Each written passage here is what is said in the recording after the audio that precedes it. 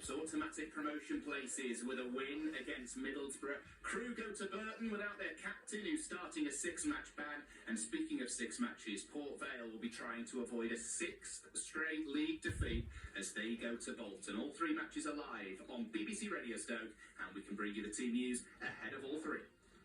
This is Nigel Johnson at the Bet365, where Stoke boss Michael O'Neill has made one change for this game against Middlesbrough. James McLean comes into the starting 11 in place of Sam Vokes. This could mean Tyrese Campbell taking the main striking role. There's little to choose between the Potters and the Boro, so this could be a closely fought contest. Let's hope that Michael O'Neill's men send Neil Warnock's Warriors packing. I'm Phil Bowers at the University of Bolton. The score! Is open the scoring! The goal for Leicester! City are in the Premier League! Final FA Cup semi-final! Rome is over! And going back to Wembley! Port Vale with promotion! This is BBC Radio Stoke. Well, welcome to the Bet365 Stadium. Both teams just coming out to the field with the "We'll Be With You" anthem belting out around an empty stadium. And let's hope it's not too long before fans are allowed back into this ground to see their team. Team that at the moment is performing very well and are 3 points off the top spot in the Championship. The team this afternoon then, if you have just joined us, it is just one change that Michael O'Neill has made for the visit of Middlesbrough, and that sees James McLean come in for Sam Vokes. So they line up like this: Joe Burstick in goal, Nathan Collins, James Chester, Danny Barr and Morgan Fox, Jordan Cousins and Sam Clucas, James McLean, Nick Powell, Jacob Brown and Tyrese Campbell. We get to see who will lead the line, whether it will be Tyrese Campbell or Jacob Brown. We'll find out more very shortly. Middlesbrough, the visitors, Bettinelli in goal with Spence at right back, Patrick McNair, Dale Fry and Mark Bowler the back four. A 4-3-3 formation of which Middlesbrough will play today with Saville, Morsey and Howson in midfield, with Akpom, Tavernier and Johnson up front as the referee pulls across the captains, of which the Stoke City captain this afternoon is Sam Clucas. And we'll wait to see who wins the toss and who's going to get this game underway. But it's BBC Radio Stoke Sport. Matt Sandoz and Nigel Johnson, your commentary team here at the Bet365 Stadium.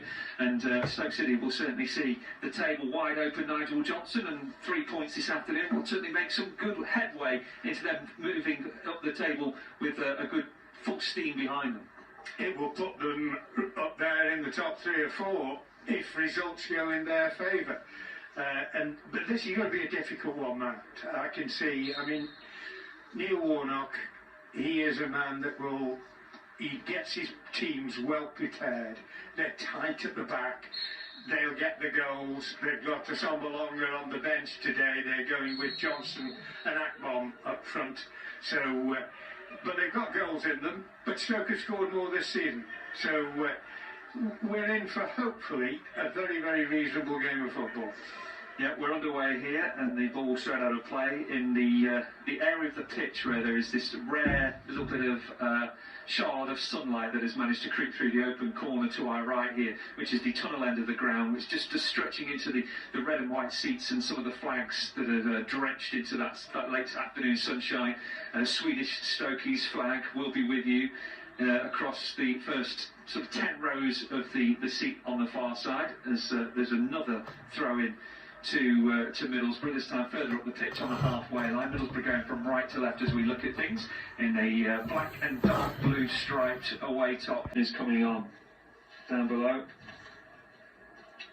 Is it John Thompson? No, it's not. It's not. I beg your pardon. I've got it completely wrong there. It's Josh Timon. Oh, that's interesting. So Clucas off. I just saw the T. Thompson's not even on the bench. No, I'm wildly wrong. So Timon on, so an early introduction for him. Sam Clucas will be, he looks very dejected, doesn't he, as he walks down the perimeter track and back to the dressing room. So after less than 8 minutes on the clock, he has left the field. Josh Timon comes on, and Nick Powell controls with the use of his arm and gives another free kick away. I don't think we've had... But Powell gives it away, played by Middlesbrough, picked up by Bart on the halfway line, back to Chester on the edge of the centre circle. He looks up, he's got Collins out to the right for support. Instead goes forward to Campbell. Campbell back to Collins this time. Collins looks up, left foot ball forward to Brown. Brown holds it up well, needs some support. He finds Timon. Timon on the halfway line to Bart. So we're trying to find a quick way through the Middlesbrough midfield and defence, but had to just regroup and replan their thinking here. They hold on to the ball. Chester to Powell. Powell, three around him. Doesn't really risk it on the halfway line there. Had he lost the ball, he could have been in a bit of trouble, as could the Stoke defence, but plays it back to Bursic. 13 and a half minutes gone on BBC Radio Stoke. 0-0 the scoreline, and he finds Powell. Powell being wrestled, and then gives a little bit of shoving and pushing after the ball had been played. The referee spotted a little coming together of the two players, and he's going to call them across here. And it should be a free kick to Stoke, and certainly that's the way that it seems that it's gone. Marvin Johnson and Nick Powell, the two culprits that were pulling the shirts of one another and the arms around the necks of each other. And I would have thought the referee's having a word with Nick Powell because he'd seen the free kick initially, but then wasn't happy with Powell's reaction to it, which is why he's having a word with the Stoke City number 25. 4 goals this season, and Nick Powell will be looking to add to that this afternoon. And certainly, he's the sort of player, if you get him riled, he rises to the challenge. Here's Timon with the delivery from the free kick. Better ball in towards the edge of the 6-yard box. Headed up in the air, I think, by Brown rather than the Middlesbrough defence, and then headed down and not particularly too well away by Akpom. And Stoke get a cross into the edge of the 6-yard box, and it is Nathan Collins who has scored 6 yards out. Ball whipped in, and Nathan Collins was there to head straight past the goalkeeper and give Stoke an early lead. In the 19th minute, it's Stoke City 1, Middlesbrough 0. Pinpoint cross from Fox, out on the left. Collins free, 7 or 8 yards out. He was high in the air, and it was absolutely superbly placed above the goalkeeper to his right. Here's Johnson in field to Saville.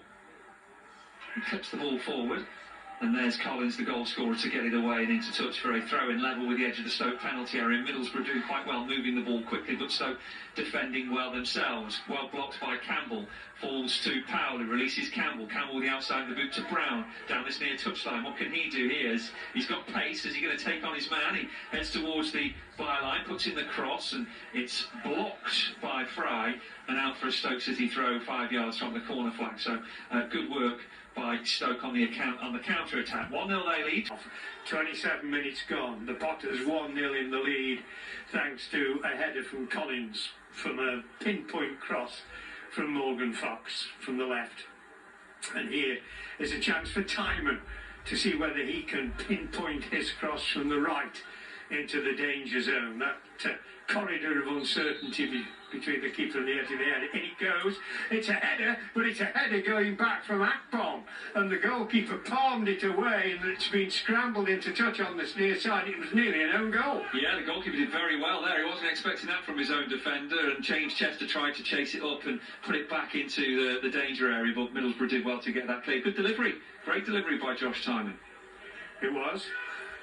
Stoke take the throw, little chest down by Powell, back to Collins, but the ball off Collins into touch.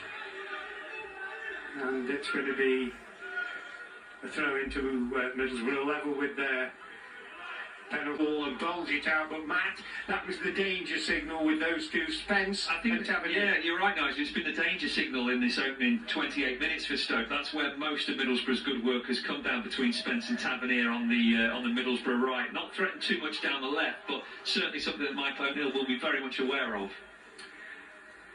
As the ball is back with Bettinelli, the Boro keeper. And he's just to the right of the D, clearing high into the Stoke half. Little flick header by Tavernier. Akpom's after it, and he's challenged, and he puts the ball into touch at the same time, and Stoke have a throw. Fox will take it. 20 returns the ball to the left-hand touchline, where it's Fox. In comes the cross. That's headed away by Fry. Picked up by Johnson. Johnson's got Collins with him. Collins challenges, and the throw-in is... has gone for Stoke, and Collins is going to take it 20 yards from the corner flag on the Stoke right, takes his throw. Campbell has it to Powell, ball crossed into McLean in the D, he hooks it forward, keeper comes, keeper jumps, keeper gathers, and he'll get ready Forward have looked more dangerous, although Middlesbrough have threatened on one or two occasions. Nick Powell heading the ball out to the left to McLean as Stoke go from right to left towards the Boothen end in this second 45 minutes in the red and white striped shirts. And you've got Middlesbrough in the blue and black striped shirts. And it's a free kick to Middlesbrough on the half. Headed away by Spence. Saville nods it along a little bit further. Cousins picks it up back to the halfway line. Bart's there waiting. Preston 1, Wycombe Wanderers 1 in the Championship. Fox down this near touchline to McLean. McLean trying to feed it back to Timon. Middlesbrough don't particularly clear their lines well, and Powell does enough for the ball to break for Cousins. Now Campbell on the right, Brown down the centre, so is McLean. What's Campbell going to do here? Is he going to try and drag it onto his left foot? He goes alone, puts in the cross, it's blocked by Spence. Back out to Collins. Collins in the channel again on the right. Back to Cousins, now in a more central position. Back to Cousins once more. Collins holding a wide position on the far touchline. 1-0 Stoke lead on BBC Radio Stoke. Cousins fouled as he tried to relay the ball into Timon in the centre circle, and Stoke got a free kick. 1-0 they lead, 10.5 minutes gone, but going forward, they do look threatening, Stoke. And it's the one who's doing a lot is Powell. He's producing some lovely passes out, constructing things for Stoke. And they're really pinning Middlesbrough back, but they're not able to make that final incisive move to get something on target to test the keeper. Well, Timon's going to take this free kick, 10 yards inside the Middlesbrough half with his left foot. Collins, the goal scorer, has gone forward. His goal in the 19th minute separating these two sides. Timon with the delivery. Bart heads it towards the edge of the deep. Chester tries to flick it on. Bart tries to put in the block as Middlesbrough clear. It's over to the left with Johnson. He's fouled on the far side, and it's a free kick for Middlesbrough. Yeah, there's no need to do that. Cousins just bundled into to Johnson, and he was going nowhere. He was going towards the touchline, and now it's given Middlesbrough the chance to start to build down their right-hand side. Fox lets the ball run. Here's a shout from Bursic. Bursic takes a touch, heads towards the corner flag. That touch took him a little wider than he'd have hoped there as he cleared forward. Brown unable to flick the ball on, and Middlesbrough have possession of the football on the halfway line. Spence to McNair forward. Dale Fry playing that ball forward, and the flag is up as Middlesbrough try to the centre of the pitch. Jacob Brown tries to control and bring Nick Powell into play. Middlesbrough mop up, and it goes back to the goalkeeper Bettinelli, who clears first time centrally.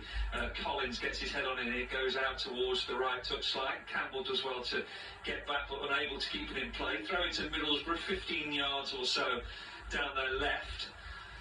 Two Stoke players going for that, Matt, but that was poor. It's Collins and Chester going for the same ball. They should have sorted that out as the ball was going across. With the cross, which has gone out rather than in towards the penalty area. McLean does well to keep the ball alive. He finds Timon, who picks out Fox. Brown now. So players just getting in the way of each other there. Powell and Brown almost colliding. Tyrese Campbell does well. Quick feet from him gets him away from two Middlesbrough players as Brown moves from a central position out towards the Stoke right, but unable to bring the ball under control and concedes the throw-in. But there will be more energy in this Middlesbrough attack, having made three. Played by Shawcross, gathered by Powell, who drills the ball forward. Brown takes it on his chest, back to goal, works it out to the Stoke left. McLean had already gone forward, but they're putting pressure on Howson, and in the end Powell stops Howson's back pass but gives a throw-in. Huge credit to Nick Powell there, because he played that ball forward from pretty much the edge of his own penalty area up to Jacob Brown, who released James McLean. Couldn't quite find James McLean with a clean pass, but Nick Powell came tearing up. For central defender Fry to play it forward. There's Fox clearing into touch. Throw into Middlesbrough, 10 yards from the corner flag. On their right, although Spence is taking it from further up the pitch, aims the ball infield to Watmore. Watmore tries to get across the challenge of Cousins, doesn't, gets the ball to Timon. Timon plays it to Fox, who clears high to the halfway line. Ball played back high by Fry, taken on the chest by Saville, who will get the ball out to the to the touchline for a move in field by Roberts. Roberts getting to the edge of the D. He's blocked off by Cousins, but the ball played out to Bowler. Bowler's got a chance, a low ball in, that skits across. Stoke trying to get the ball away and do in the end with Chester, getting the ball out to this near side to Campbell. Campbell, little back heel for McLean. McLean moving forward. Campbell's going to try and help him, but McLean holds the ball up, then tries to get past his man, and he's going to be challenged by Tavernier on this near side. Doesn't get past him, and the ball from Tavernier picked up by Saville. Saville moving now into the centre circle, lays it across to Bowler, going down the inside left channel. He's been hounded by Brown, so plays the ball to McNair in the centre circle. He's moving forward, checks, brings in, that was a late challenge on Howson by Brown, and it's going to be a booking, I think. He was late, yeah, but his intention was to go for the ball there, because you could see that... Gives it, McNair puts it in, set piece man, ball headed to the byline, comes across, Howson's got a chance, ball headed away, another chance for Fry. That's blocked as well. That was a superb block, because it's gone for a corner, but Fry was in with a fantastic chance there.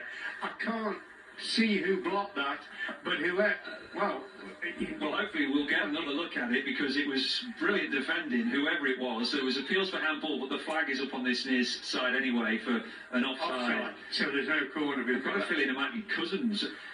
It was that shot by Fry. He was in a wonderful position. It came out to McLean's done well, superb defending.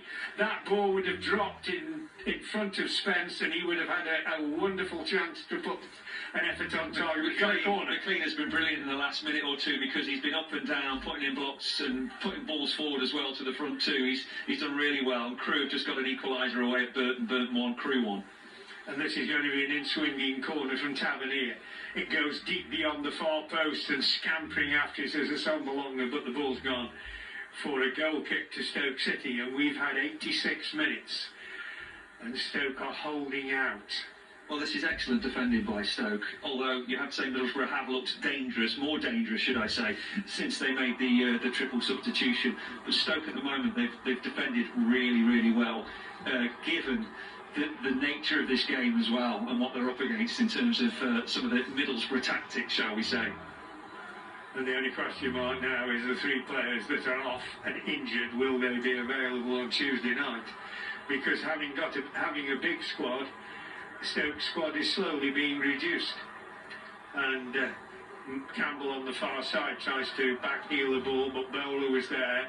He plays the ball back to his keeper Bettinelli, who just strokes it out of the penalty area. It's picked up by McNair, coming down the right-hand touchline, clips the ball back for Howson. He checks, he's going to be dispossessed, and there's a chance for the visitors to build as the ball's worked by Tavernier to Roberts to the touchline to Paddy McNair to Roberts finding the ball infield, centre field, Tavernier works it left to Fry. He's got a chance of going left, but he goes right to Tavernier again. Tavernier then gets the ball out to the touchline. Spence had moved over, but in comes the challenge by Cousins, and the ball's into touch on the far side. Middlesbrough throw, and there's going to be another double substitution by the visitors. Following and Wing are going to come on for Middlesbrough. Tavernier's coming off, and Wing is coming on. Is he the Wing is the number 8? Yeah. We're into added time now. We've not yet seen that because the fourth official's dealing with the substitutions. But Stoke just maybe 3 minutes to hold out here and just keep defending as well as they have done. Following is the other one, isn't it? That's come on. Yeah. Number 24. And Saville's gone off. He needs taking with a defensive challenge. Shawcross is trying to get the ball away from Wing, and a free kick is awarded. It's centre field. It's probably about 28, 29, well, about, let's say 30 yards out. And it's been set up for a shot here. Well, Joe Bursic's just got to make sure that his wall's positioned right here, and that he also takes up the right position on his goal line. There's quite a lot in that wall. He won't get a good look at this as it comes through. It's a sombre longer, I think, that's going to have the shot. There's a wall. Everybody's on the edge of the penalty area, and the strong Stoke wall. But a sombre longer, he's got McNair to the right, but a sombre longer, I think, is going to go for goal. Referee blows. A sombre longer coming to the ball, hits it, it hits the wall, and it's cleared. Stoke clear their lines, and Brown, the willing runner, is moving up to the halfway line, but goalkeeper Bettinelli has it. Out on the left, plays a high forward ball, which is headed away by Timon, headed back towards the Stoke penalty area. It's Burton 1, Crewe Alexandra 1. That's the full time, and it was Port Vale leading. Ball goes in dangerously from Roberts, edge of the box, shot going in, and that spins away. It was Wing that tried a volley, and it was well wide. 4 minutes remaining. Thank you, Matt. He's got his stopwatch zinging away on that to my right. 3 seats away. Social distancing. Yeah. Usually, this time of year, we'd be all snuggled up, wouldn't we? And you'd have had your heater on. You'd have forgotten your heater today. The little heat pack. The little heat pack, yeah. High ball from Bursic, from the goalkeeper, headed back, but stabbed away to the far side by Cousins, but hooked forward by Bowler. But there's Shawcross to head to the right-hand side, and have Stoke got a free kick? Yes, they have. At last. They've got something going for them. 3 minutes. Oh, there's a booking. There's a booking. It's Bowler that's gone in the book. Should have been more than him in the book this afternoon for the Middlesbrough's performance. But it's going to be a free kick to Stoke. They'll take their time. Less than 3 minutes to go, Nigel. We've had 5. We're approaching 5 minutes. A few seconds, and then we've got 2 minutes to go. Let's hope that Stoke can hang on, because they've thoroughly deserved this win. As Chester takes the free kick down the inside right channel, but it curves away and it's gone into touch. That's a pity. I think the only perhaps criticism from Stoke's performance that Michael O'Neill might have, a substitute fella in, but it's high over the crossbar, and that's a goal kick for the Potters. Now Bursic needs to be careful. He's gone into his net and he's having a drink. The referee's pointed to him and blown his whistle and said, "You've got a goal kick to take here, get the ball and take it." He needs to be careful. And of course the other side of the coin is, the referee will say, "You waste time, I had it on." Now, Neil Warnock, I can't believe he's got the gumption to be able to go at the fourth official down there for Joe Bursic, wasting the time with some of the tactics that we've seen from his team today. They've certainly put themselves about. But a headed ball infield by Campbell, shielded by Brown. Brown rolls the ball in, he's trying to get McLean in, but the keeper's out first and smothers the ball. Thought process there was good, just rolling the ball into space by Follering. Follering's got it, moving infield, rolls the ball for an opportunity to be put in to the danger zone, but cleared out for McLean to battle on this near side with Watmore. Watmore moving infield, but he can release the ball to Bowler. All the Middlesbrough players, bar the keeper, are swarming around the Stoke penalty area. Wing getting it out to Spence on the left. 7 minutes is up as well. Yeah, that plays the ball in, but it's picked up by Brown, who's going out to the far side. And there's the final whistle. It's all over. The Potters have got the points, and thoroughly deserved, because they've had a battle in more ways than one this afternoon.